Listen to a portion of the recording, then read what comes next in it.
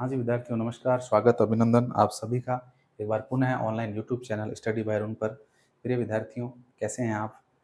जैसा कि आपको मालूम है, हम शिक्षा मनोविज्ञान विषय का अध्ययन कर रहे हैं और रीट एग्ज़ाम को टारगेट करके साथ ही जो बीएड के मेरे विद्यार्थी हैं, प्रशिक्षणार्थी हैं, आप भी जो हैं आपके जो फर्स्ट पेपर है आपका बाल विकास से संबंधित और आपका जो शिक्षण और अधिगम का से संबंधित जो विषय है, उसके अंतर्गत भी ये सारे टॉपिक आते हैं।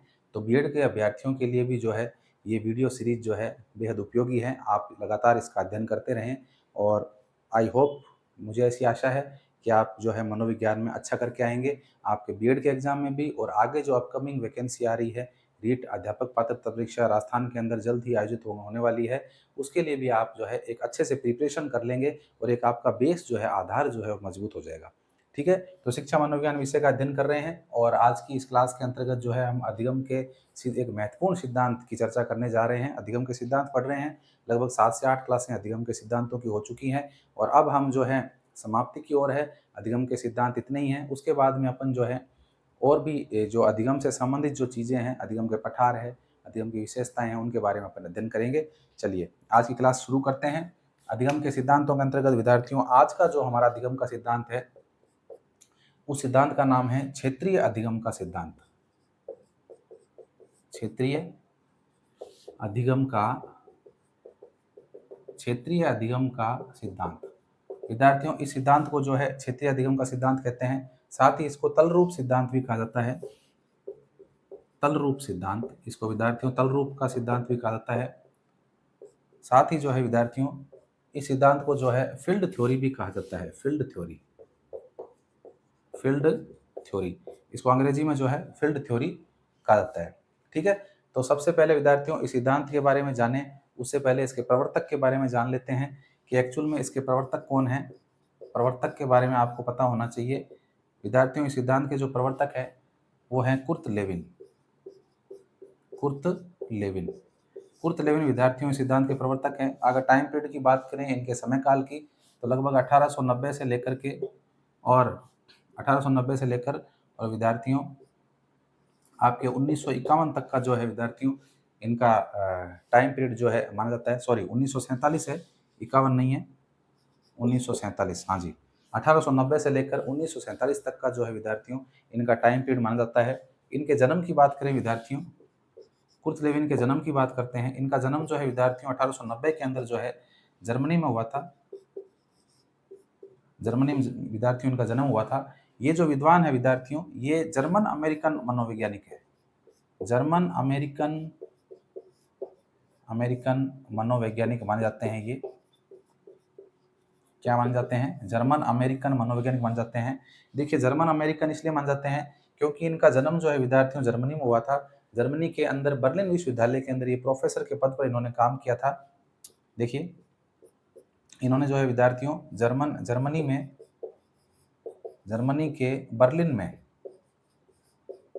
जर्मनी के बर्लिन विश्वविद्यालय के अंदर जो है जर्मनी के बर्लिन विश्वविद्यालय में जो है विद्यार्थियों इन्होंने प्रोफेसर के पद पर काम किया था। प्रोफेसर पद पर कार्य इन्होंने जो है विद्यार्थियों किया था। जर्मनी के बर्लिन विश्वविद्यालय में इन्होंने प्रोफेसर पद पर कार्य किया था और बाद में फिर ये क्या है कि जो है अमेरिका आ गए थे विद्यार्थियों। जर्मनी से जो है ये अमेरिका आ गए थे। 1917 तक जो है इन्होंने वहाँ पर पीएचडी का शोध कार्य भी किया था जर्मनी में रह करके और फिर बाद में जो है 1932 के लगभग ये जो है अमेरिका आ गए थे और अमेरिका में आकर के इन्होंने यहाँ की नागरिकता ग्रहण कर ली थी और यहाँ की नागरिकता ग्रहण करने के बाद में इन्होंने जो है अपने इस सिद्धांत के ऊपर काम किया था जिसे क्षेत्रीय अधिगम का सिद्धांत कहते हैं। साथ ही इन्होंने स्टैनफोर्ड विश्वविद्यालय अमेरिका के अंदर भी जो है प्रोफेसर के पद पर काम किया था। तो आप लिखना चाहे तो लिख लें, हालांकि कोई ये इतनी इंपॉर्टेंट चीज़ नहीं है, लेकिन फिर भी हमें जो है थोड़ा सा जो विद्वान है, जो मनोवैज्ञानिक है, उनके बारे में पता होना चाहिए विद्यार्थियों। हाँ, ये देखिए, प्रारंभ में जो है विद्यार्थियों प्रारंभ में जो है विद्यार्थियों केमिस्ट्री के लेक्चरर थे, यानी कि रसायन शास्त्री थे विद्यार्थियों। ये प्रारंभ में रसायन शास्त्री थे, लेकिन बाद में जो है इन्होंने अधिगम का एक महत्वपूर्ण सिद्धांत दिया जिसे क्षेत्रीय अधिगम का सिद्धांत कहते हैं। ठीक है, प्रारंभ में रसायन शास्त्री थे और 1917 में लगभग 1917 में विद्यार्थियों इन्होंने 1917 में इन्होंने जो है विद्यार्थियों पीएचडी वर्क किया था। पीएचडी कार्य किया, पीएचडी कार्य किया था और इसी पीएचडी कार्य के अंतर्गत जो है इन्होंने इस सिद्धांत को मूल मूल रूप से जो इसका विचार है वो उनके मस्तिष्क में इस पीएचडी कार्य के अंतर्गत ही आया था। और बाद में जो है 1932 के अंदर जो है विद्यार्थियों 1932 में जो है ये अमेरिका आ गए, अमेरिका आ गए 1932 के अंदर जो है विद्यार्थियों ये अमेरिका आ गए और अमेरिका के स्टैनफोर्ड विश्वविद्यालय के अंदर प्रोफेसर के पद पर इन्होंने काम किया। अमेरिका आ गए और स्टैनफोर्ड विश्वविद्यालय, स्टैनफोर्ड जो यूनिवर्सिटी है विश्वविद्यालय में बतौर प्रोफेसर के पद पर कार्य किया, प्रोफेसर के पद पर कार्य किया। ठीक है, लिखा हुआ आपके समझ में नहीं आ रहा तो मैं बोल भी रहा हूँ, कोई दिक्कत नहीं है, आप साथ में लिख लेना। तो इस तरह से जो है ये इनका थोड़ा सा जीवन परिचय है कि इन्होंने क्या क्या किया और किस तरह से इन्होंने किया। आगे बात करें विद्यार्थियों 1946 के अंदर जो है इन्होंने एक पुस्तक की रचना भी की थी जो आपके इसी से क्षेत्रीय अधिगम से संबंधित है। और इस पुस्तक के में जो है विद्यार्थियों इन्होंने मुख्य रूप से अपने सिद्धांत से संबंधित जो है पूरी बातें जो है इस पुस्तक के अंदर ही इन्होंने लिखी थी, जो 1946 के अंदर इन्होंने जो है लिखी थी। लेकिन बाद में इस पुस्तक का जो प्रकाशन है वो अमेरिकन सरकार ने 1951 के अंदर यानी कि इनकी मृत्यु के बाद में जो है इस पुस्तक का प्रकाशन करवाया था। ठीक है, तो ये कुछ मुख्य बातें थी जो कि आपकी इनसे संबंधित है। अब जो है विद्यार्थियों अब इस सिद्धांत की जो महत्ता है उसको जान लेते हैं क्योंकि इसी में से प्रश्न बनने की संभावना रहती है।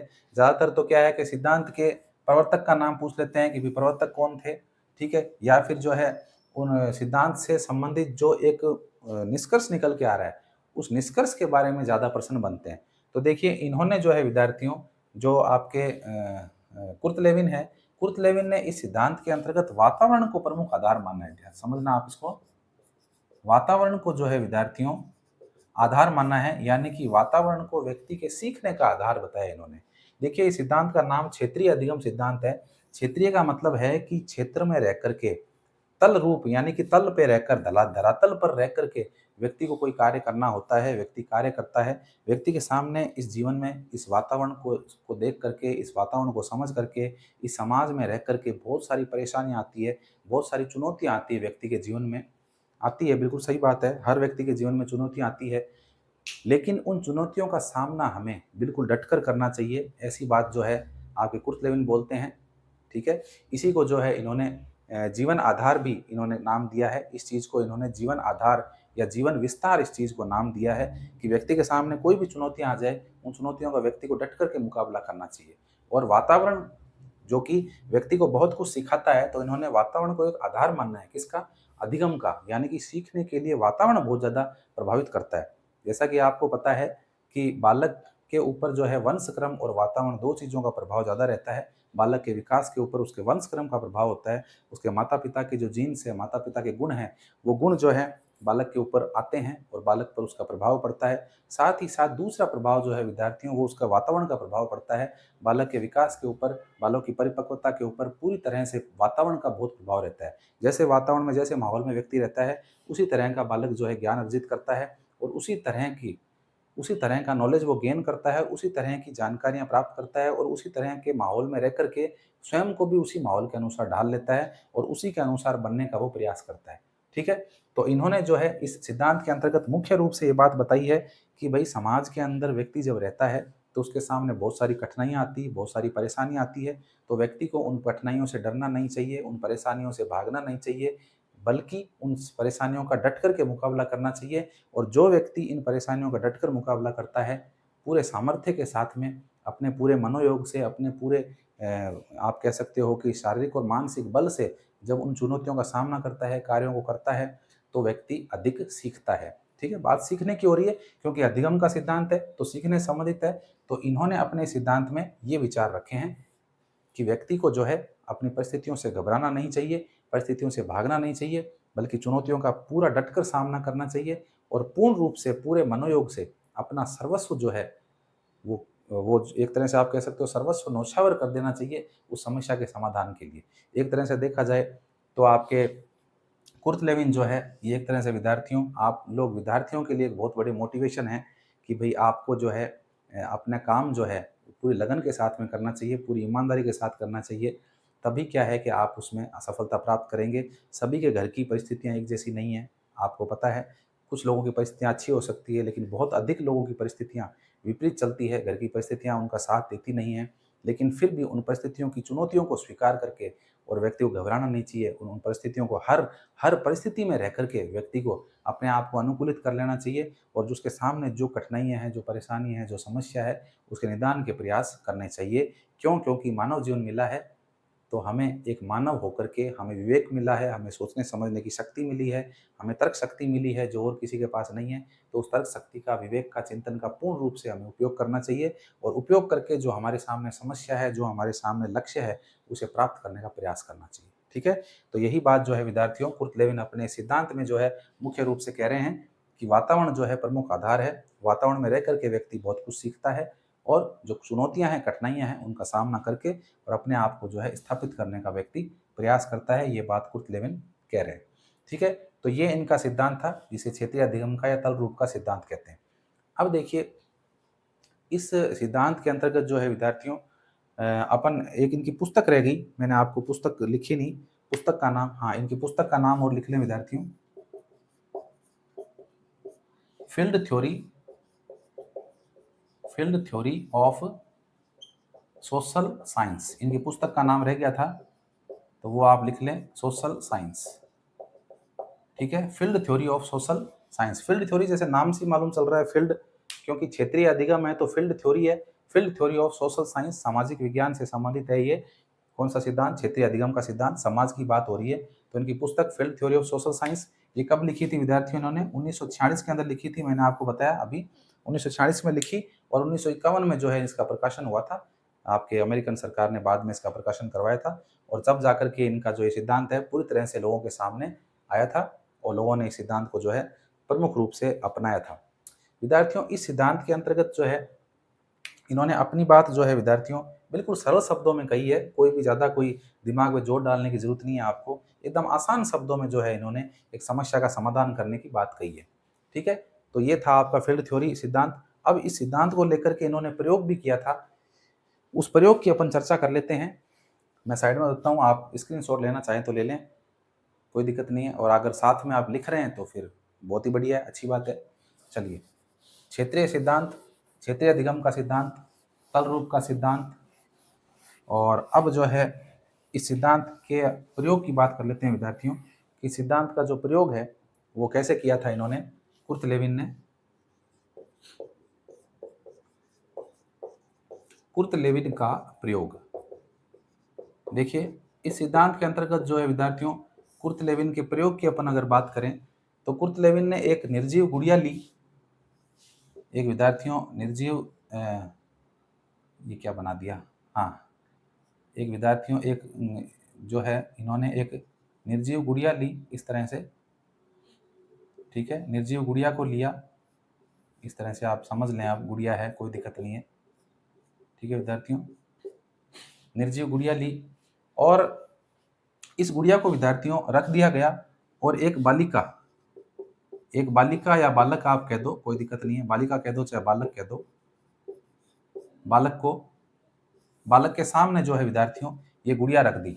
अब जब उस बालक ने गुड़िया को प्राप्त करने का प्रयास किया, है ना, गुड़िया को प्राप्त करने का प्रयास करेगा बालक, तो इन्होंने क्या किया, कुर्ट लेविन ने उस गुड़िया के सामने एक अवरोध लगा दिया, यानी कि वो बालक, छोटा बालक, नन्हा बालक उस गुड़िया को पकड़ ना सके, तो बालक के सामने एक समस्या प्रदर्शित कर दी, यानी कि एक अवरोध जो है वो स्थापित कर दिया। अब ये बालक ने देखा कि अवरोध आ गया तो बालक यहाँ तक आया और यहाँ से फिर इधर घुमा और इधर से आकर के गुड़िया को प्राप्त करने का प्रयास किया। तो कहते हैं कुर्ट लेविन ने यहाँ एक और जो है अवरोधक लगा दिया। फिर बालक यहाँ से घुमा और इधर आया तो कुर्ट लेविन ने यहाँ भी जो है विद्यार्थियों एक अवरोधक लगा दिया और अंत में जब बालक है वो यहाँ से घूमते हुए इधर से आया और आकर के जो है विद्यार्थियों उसने इस गुड़िया को प्राप्त कर लिया। तो इस तरह से देखिए उस बालक के सामने चुनौतियां आई, समस्याएं आई, लेकिन उस बालक ने उन चुनौतियों का, समस्याओं का डटकर मुकाबला किया और अंत में जाकर के जो है उसने सफलता प्राप्त कर ली। तो इसी सिद्धांत, इस प्रयोग के माध्यम से इन्होंने इस सिद्धांत में ये कहा है कि व्यक्ति को जो है कभी भी हार नहीं माननी चाहिए, चाहे वातावरण का प्रभाव कितना भी हो, वातावरण कितना भी आपके अपोजिट हो, लेकिन आपको जो है किस्मत के भरोसे हाथ पर हाथ रख कर नहीं बैठना चाहिए, बल्कि आपको मेहनत करनी चाहिए और मेहनत करने से जो भी आपके सामने समस्याएं हैं वो सभी सॉल्व हो सकती है, चेहरे पर हल्की सी मुस्कुराहट भी रखनी चाहिए। हाँ, ऐसे, ठीक है? चलिए, तो ये कुर्ट लेविन का प्रयोग था, इसकी हमने बात कर ली, सिद्धांत की पूरी परिचर्चा कर ली। अब एक छोटा-सा सिद्धांत और है, सामीप्य अधिगम का सिद्धांत, उसकी और बात कर लेते हैं। हाँ जी विद्यार्थियों, इसको मिटा देता हूँ मैं और अब अपने अगले सिद्धांत की तरफ चल रहे हैं। छोटा सिद्धांत है, कोई ज़्यादा लंबा चौड़ा नहीं, ये भी छोटा ही था। जो शुरुआत में जो अपन ने पढ़े थे वो सिद्धांत बड़े थे अधिगम के, अब छोटे-छोटे सिद्धांत हैं जिनका अपन जिक्र कर रहे हैं। चलिए, अपना जो सिद्धांत है विद्यार्थियों, अगला सिद्धांत है सामीप्य अधिगम का सिद्धांत। सामीप्य अधिगम का सिद्धांत, ठीक है? सामीप्य अधिगम कह दो इसको, चाहे आप समीपता अधिगम कह दो। समीपता अधिगम कह दो, एक ही बात है, ठीक है? सामीप्य अधिगम कह दो चाहे समीपता अधिगम कह दो, एक ही बात है विद्यार्थियों। इस सिद्धांत के प्रवर्तक की बात करते हैं। प्रवर्तक है विद्यार्थियों इस सिद्धांत के, अमेरिकन मनोवैज्ञानिक है एडविन गुथ्री। एडविन गुथ्री जो है विद्यार्थियों इस सिद्धांत के प्रतिपादक माने जाते हैं। और ये जो एडविन गुथ्री है विद्यार्थियों, ये वाशिंगटन विश्वविद्यालय में थे। वाशिंगटन विश्वविद्यालय, वाशिंगटन विश्वविद्यालय में क्या थे विद्यार्थियों? प्रोफेसर थे। यूनिवर्सिटी में है तो प्रोफेसर ही होंगे। प्रोफेसर के पद पर जो है विद्यार्थियों ये कार्य कर रहे थे। सबसे कम उम्र के जो है मनोवैज्ञानिक माने जाते हैं ये, और इन्होंने कम उम्र के अंदर ही जो है अधिगम का एक महत्वपूर्ण सिद्धांत दिया था, जिसे हम कहते हैं सामीप्य अधिगम का सिद्धांत। ज़्यादा लंबा चौड़ा सिद्धांत नहीं है। देखिए, इसमें मुख्य रूप से सामीप्य यानी समीपता की बात कही गई है, समीपता की बात की गई है विद्यार्थियों। और इन्होंने जो है विद्यार्थियों आपके थॉर्नडाइक के और पावलो के सिद्धांत का इन्होंने विरोध किया था। इन्होंने जो है थॉर्नडाइक के सिद्धांत का विरोध किया था विद्यार्थियों। थॉर्नडाइक के सिद्धांत का इन्होंने विरोध किया था। देखिए, अपने सिद्धांत को आगे बढ़ाना है तो दूसरों का विरोध तो करना ही पड़ेगा, कोई ना कोई कमियां निकालनी पड़ेगी। तो थॉर्नडाइक का सिद्धांत तो बहुत पहले आया था, सबसे पहले उन्होंने दिया था। तो थॉर्नडाइक के सिद्धांत का क्या किया था? इन्होंने विरोध किया था। थॉर्नडाइक के सिद्धांत का इन्होंने जो है विद्यार्थियों विरोध किया था। थॉर्नडाइक का सिद्धांत जो कि उद्दीपक अनुक्रिया का सिद्धांत है, इस सिद्धांत के अंतर्गत थॉर्नडाइक ने कहा कि उद्दीपक के प्रति व्यक्ति अनुक्रिया करता है। सामने उद्दीपक होता है तो अनुक्रिया करता है ना? ये बात बोली थी थॉर्नडाइक ने। तो इन्होंने कहा कि ऐसा कुछ भी नहीं है, उद्दीपक के प्रति अनुक्रिया होना जरूरी नहीं है कि उद्दीपक के प्रति अनुक्रिया हो। इन्होंने कहा कि उद्दीपक के प्रति समीपता जो होती है विद्यार्थियों, यानी उद्दीपक के प्रति जो व्यक्ति समीपता यानी कि नजदीकी जब स्थापित करता है, नजदीकी संबंध जब स्थापित करता है, तो व्यक्ति को अधिगम होता है। अब देखिए, इस बात को प्रूफ करने के लिए इन्होंने प्रयोग किया विद्यार्थियों, इन्होंने प्रयोग किया। और इनका जो प्रयोग था विद्यार्थियों वो एक खरगोश के ऊपर था। इनका जो प्रयोग है वो खरगोश के ऊपर था। एक खरगोश को ये लेकर के एक परिवार के पास गए, और उस परिवार में विद्यार्थियों जो एक छोटा बच्चा था, वो बच्चा खरगोश से डरता था, उसको खरगोश को देखने से डर लगता था, ठीक है ना? इस तरह के एक परिवार को चुना जिसमें एक बच्चा खरगोश से डरता था, खरगोश को देख करके वो रोता था, चिल्लाता था, दूर भागता था उससे, खरगोश से डरा करता था। तो इन्होंने जो गूथरी है, ये खरगोश उस बालक के पास लेके गए। पहले दिन उस बालक के पास लेके गए, खरगोश को दिखाया। जैसे ही बालक ने खरगोश को देखा तो बालक जोर जोर से रोने लग गया, और बार बार पलट पलट के उस खरगोश को देखने लगा, और जितनी बार देखे उतनी बार ही रोए, जोर जोर से फूट फूट करके। तो गूथरी उस खरगोश को वापस ले गए। दूसरे दिन फिर खरगोश लेकर के आए, फिर दिखाया, फिर बच्चा रोया। तीसरे दिन फिर दिखाया। इस तरह से कई दिन तक जो है उसे खरगोश जो है दिखाते रहे, उसके पास नहीं ले गए, केवल उसे दिखाया। लेकिन जब धीरे धीरे दिनों की संख्या बढ़ती गई, वैसे ही बालक का जो रिएक्शन था रोने का, वो भी विद्यार्थियों कम होता चला गया। और धीरे धीरे जो है एडविन गूथरी उस खरगोश को बालक के पास में ले जाने लग गए। बालक के पास बैठा करके, बालक को टच नहीं करवाया, बालक को मजबूर भी नहीं किया कि उस खरगोश को छूना है तेरे को, नहीं, केवल बालक के पास बैठते और बैठ करके उस खरगोश के साथ खेलते, उस खरगोश के साथ में उसे सहलाते, उसे टच करते, उसे, है ना, इस तरह से कार्यकलाप उस बालक को दिखा रहे थे वो। तो बालक जो है धीरे धीरे उस खरगोश से अटैच होने लग गया। और एक टाइम ऐसा आया जब बालक उस खरगोश के साथ खेलने लग गया, उसका डर जो था विद्यार्थियों वो समाप्त हो गया। यानी कि बालक के नज़दीक किसको ले जाने लगे? खरगोश को ले जाने लगे। यानी कि खरगोश की समीपता बढ़ती चली गई। किससे बढ़ती चली गई, बालक से बढ़ती चली गई, और लास्ट में बालक जो है उस खरगोश के साथ में खेलने लगा, यानी कि उसके व्यवहार में क्या आ गया, स्थायी परिवर्तन आ गया।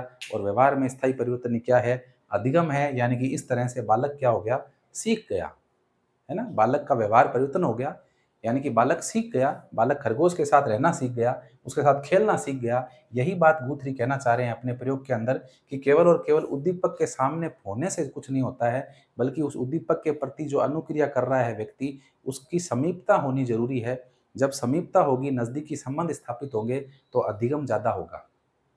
ठीक है, ये बात जो है आपके एडविन गुथरी कहना चाह रहे हैं। अब देखिए, क्लासरूम के अंदर बच्चे बैठते हैं, तो कई सारे बच्चे तो ऐसे होते हैं जो बिल्कुल आगे की बेंच पे बैठते हैं, और आगे की बेंच पे बैठते हैं तो टीचर के बिल्कुल नज़दीकी संबंध में रहते हैं, बिल्कुल नज़दीक रहते हैं एकदम, और उनका संपर्क जो होता है टीचर से एकदम फेस टू फेस होता है।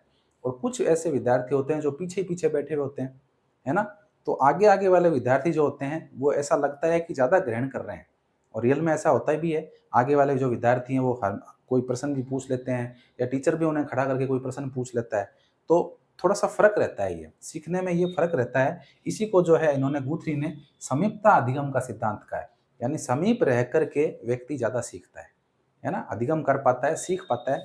जिस प्रकार से थॉर्नडाइक ने केवल उद्दीपक के प्रति अनुक्रिया बताई थी, लेकिन इन्होंने जो है उद्दीपक के प्रति अनुक्रिया तो है, लेकिन उस उद्दीपक का नज़दीकी होना ज़रूरी है, उस उद्दीपक का जो है व्यक्ति के समीप होना ज़रूरी है। जब उस व्यक्ति का संबंध स्थापित होता है उस उद्दीपक के साथ में, और व्यक्ति उसको ज़्यादा सीख पाता है। ठीक है? तो ये इनका सिद्धांत था, जिसे हम बोलते हैं सामीप्य अधिगम का सिद्धांत, या समीपता अधिगम का सिद्धांत कहते हैं। ठीक है?